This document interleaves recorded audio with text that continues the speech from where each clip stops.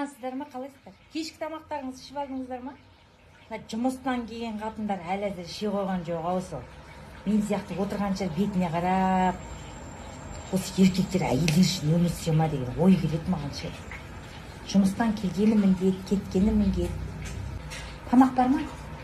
Бош. Аз келдім жұмыстан, қойшы, осы сен жұмысын қоя берші дейді. Әшін ерігіп жүрсің ғой дейді. Айлығыңды әкелген кезде ол үндемейді. Ерікпегенсің әй кезде. Басқа кезде еріккенсің. Өзі ерікпеген жатыр. Біздің тамақты жұмыстарында қалай жүреді білмеймін. Үйге қабағын шытып келеді әйтеуір. Шаршап келеді, шаршап. Біз баяғы ұқсайды, роботпыз ба бірдеңе, артымыздан бір банка-станка деген баяғыда мынандай болушы еді, ойнайды. Сол сияқты артына бұрап қойса шіркін.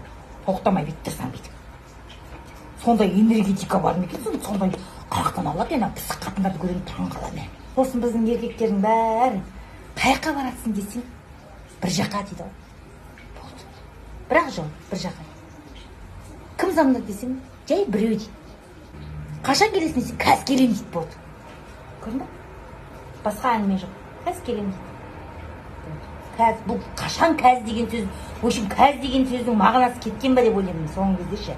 Бәрі тіршілік біз үшін сияқты ғой. Мына шуылдақтар да, тамақ та. Арасында біз боянуға уақыт табамыз я.